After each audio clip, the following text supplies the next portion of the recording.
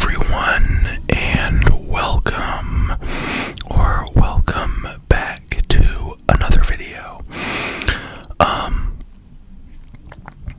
Before we begin, I just want to say, if you can hear any music in the background, my roommate is listening to records. He's got his turntable set up, or working on some mix. So hopefully that's not too disturbing to your relaxation. I just got home from the gym, and so I have a protein fruit smoothie here.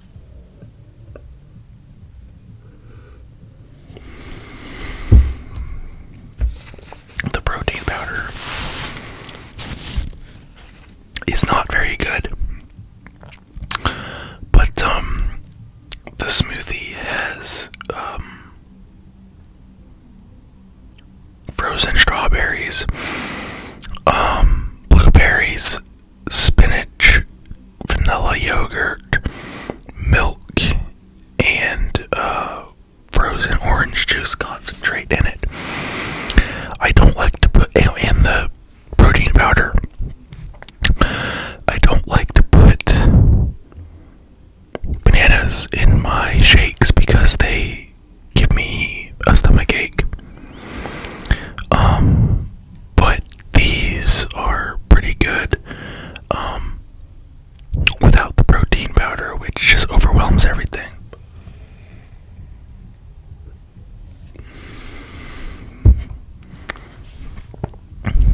But I'll be drinking that throughout the video.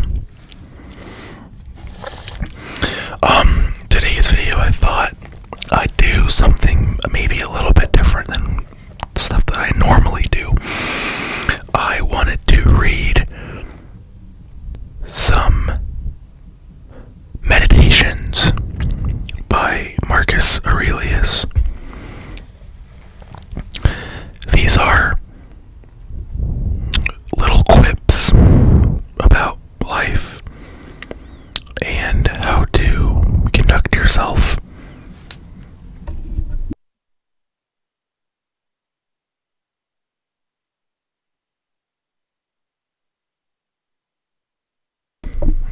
Sorry, that was almost a sneeze. I feel a sneeze still coming on, possibly. Sorry about that. Anyways, quips about life and how to conduct yourself with dignity and poise, basically.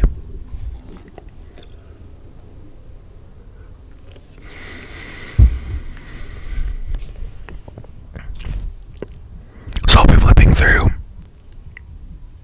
this and seeing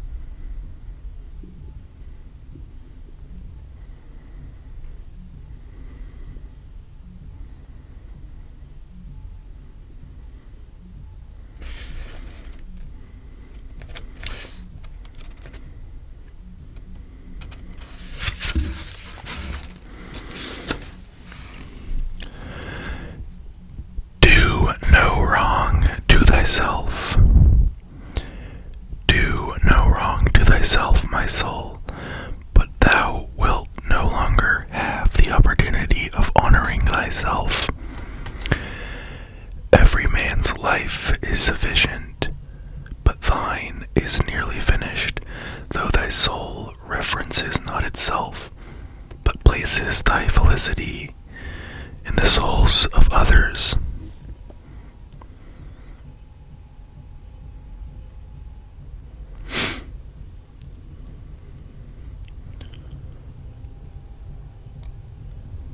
Though not observing what is in the mind of another, a man has seldom been seen to be unhappy. But those who do not observe the movements of their own minds must of necessity be unhappy. Basically, stay in your own business.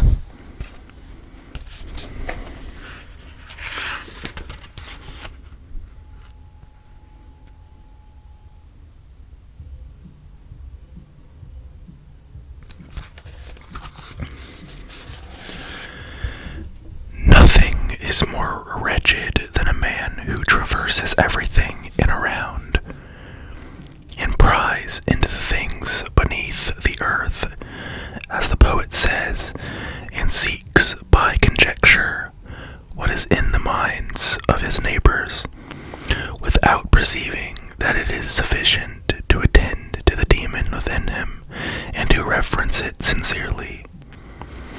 And reverence of the demon consists in keeping it pure from passion and thoughtlessness and dissatisfaction with what comes from gods and men.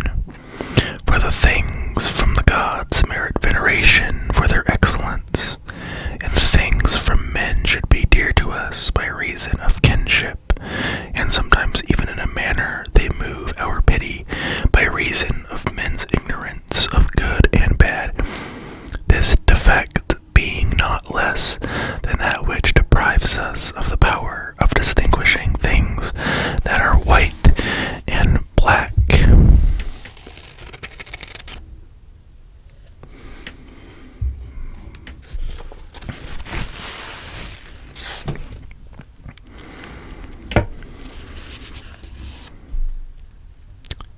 Again, do not pry into the business of others, but attend to your own business.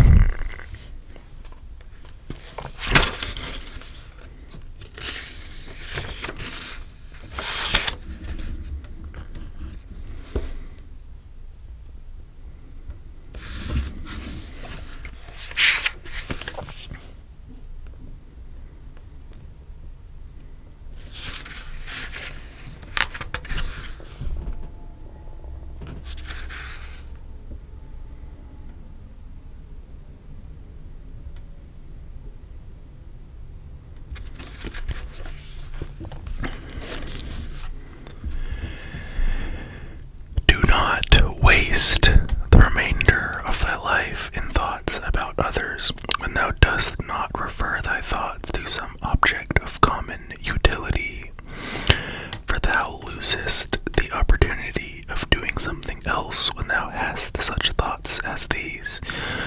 What is such a person doing, and why, and what he is saying, and what he is thinking of, and what is he contriving, and whatever else of the kind makes us wander away from the observation of our own ruling power. We ought then to check in the series of our thoughts and everything that is without a purpose and useless, but most of all, the over-curious feeling and the malignant, and a man should use himself to think of those things only, about which if one should suddenly ask, what hast thou now in thy thoughts, with perfect openness, thou mightest immediately answer, this or that. So from thy words it should be plain that everything in thee is simple and benevolent, and such as befits a social animal, and one that cares not for thoughts about pleasure or sensual enjoyments at all, nor has any rivalry or envy and suspicion, or anything else for which thou wouldst blush, if thou shouldst say that thou hadst it in thy mind. For the man who is such and no longer delays being among the number of the best is like a priest and minister of the gods, using too the deity which is planted within him, which makes the man uncontaminated by pleasure, unharmed by any pain, untouched by any insult, feeling no wrong, a fighter in the noblest fight, one who cannot be overpowered by any passion, died deep with justice, accepting with his soul everything which happens and is assigned to him as his portion, and not often, nor yet without great necessity, and for the general interest, imagining what another says, or does, or thinks, for it is only what belongs to himself that he makes the matter for his activity, and he constantly thinks of that which is allotted to himself out of the sum total of things,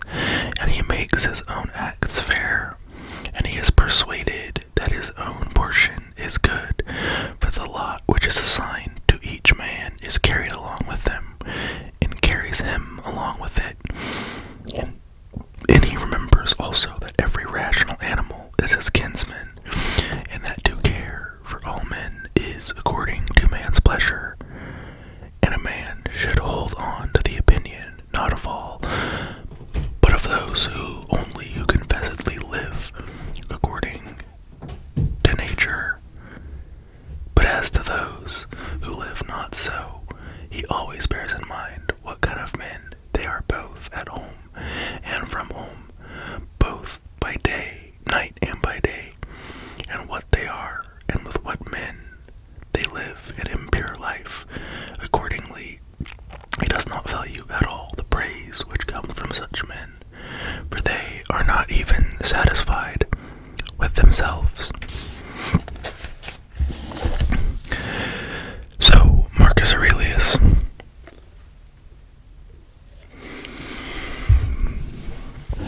was a Roman general, and this book of Meditations is his thoughts and private reflections on what he thought was necessary to live a good life.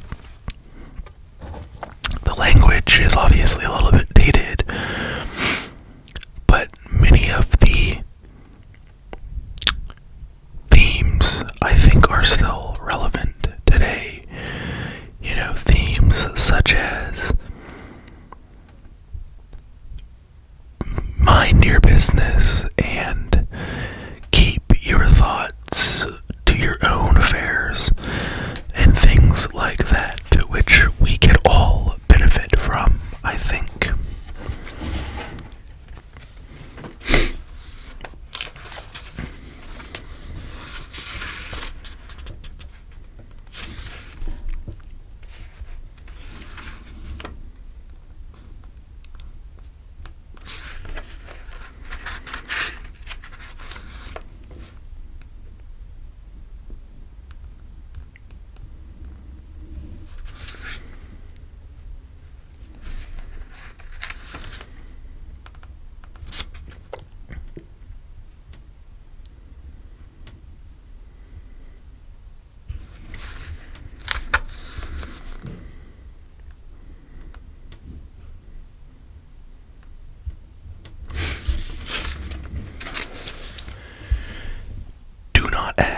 As if thou wert going to live 10,000 years.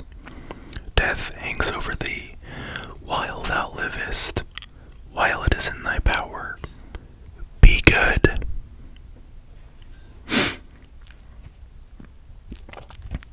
How much trouble he avoids who does not look to see what his neighbor says, or does, or thinks, but only to what he does himself, that it may be just and pure, or as Agathon says, look not round at the depraved morals of others, but run straight along the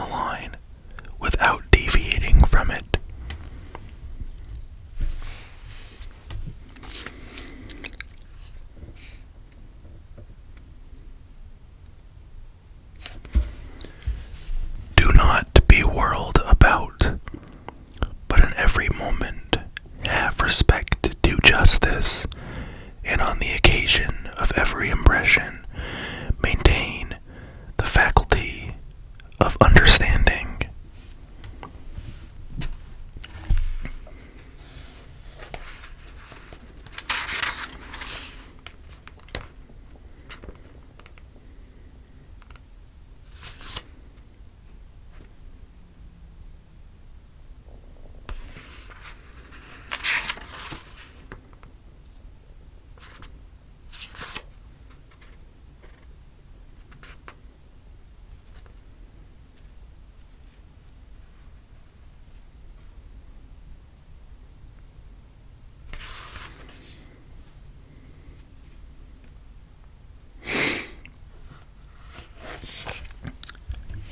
Time is like a river made up of the events which happen, and a violent stream, for as soon as a thing has been seen, it is carried away, and another comes in its place, and this will be carried away too.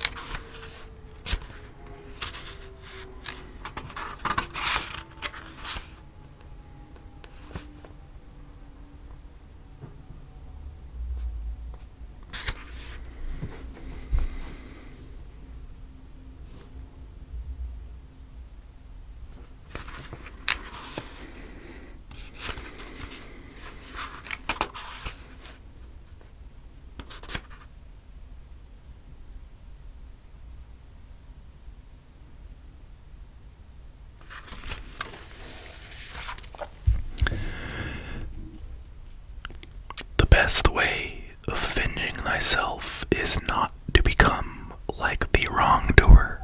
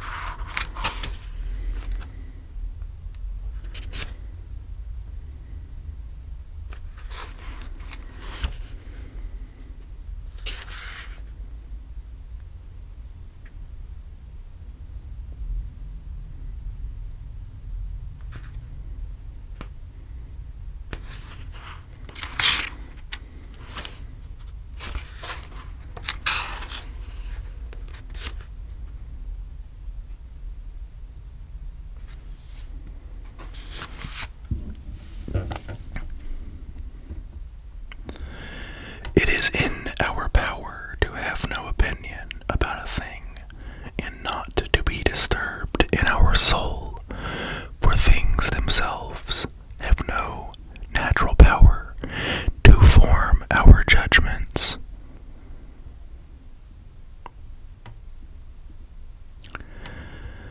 Accustom thyself